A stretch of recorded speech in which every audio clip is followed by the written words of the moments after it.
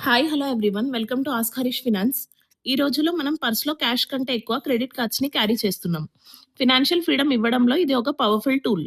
అయితే చాలా మందికి ఒక డౌట్ ఉంటుంది. అసలు క్రెడిట్ కార్డ్ అనేది మనకి లాభమా? నష్టమా అని. దీనికి ఆన్సర్ సింపుల్. ఇది ఒక డబుల్ ఎడ్జ్డ్ స్వార్డ్. రెండు వైపులా పదునున్న కత్తి లాంటిది. ఈరోజు మనం క్రెడిట్ కార్డ్‌ని ఎలా వాడాలో, దానివల్ల కలిగే అడ్వాంటేజెస్ అండ్ డిసడ్వాంటేజెస్ ఏంటో క్లియర్‌గా చూద్దాం. అడ్వాంటేజెస్: ఎమర్జెన్సీ టైంలో మనీ లేకపోతే క్రెడిట్ కార్డ్ యూజ్ చేసి మేనేజ్ చేయొచ్చు. మీరు స్పెండ్ చేసే ప్రతి ట్రాన్సాక్షన్ మీద రివార్డ్స్, పాయింట్స్ లేదా క్యాష్ బ్యాక్ వస్తుంది. టైంకి బిల్ పే చేస్తే మీ సిబిల్ స్కోర్ పెరుగుతుంది. దీనివల్ల ఫ్యూచర్‌లో లోన్స్ ఈజీగా వస్తాయి. బ్యాంక్‌ని బట్టి 45-50 డేస్ వరకు ఇంట్రెస్ట్ లేకుండా మనీ వాడుకోవచ్చు. డిసడ్వాంటేజెస్: ఒకవేళ డ్యూ డేట్ లోపల బిల్ కట్టకపోతే చాలా ఎక్కువ ఇంట్రెస్ట్ పడుతుంది. అవసరానికి మించి వాడితే అప్పుల్లో ఇరుక్కుపోయే ఛాన్స్ ఉంటుంది. Annual maintenance fee, late payment fee, ఇంకా ప్రాసెసింగ్ ఫీజ్ లాంటివి హిడెన్ చార్జెస్ ఉండొచ్చు.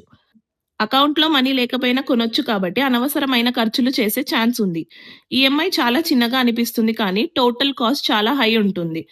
లేట్ పేమెంట్ చేసినా పేమెంట్ మిస్ చేసినా క్రెడిట్ స్కోర్‌ని స్పాయిల్ చేస్తుంది. ఫ్యూచర్ లోన్స్ రిజెక్ట్ అవ్వచ్చు.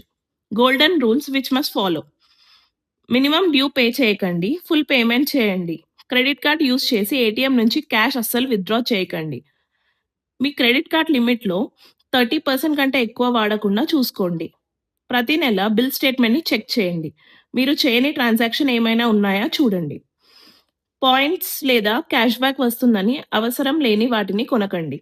క్రెడిట్ కార్డ్ అనేది ఒక మంచి టూల్. కానీ దానిని డిసిప్లిన్‌గా వాడితేనే లాభం. లేదంటే అప్పులు పెరిగిపోతాయి. For more useful videos follow ask Harish finance.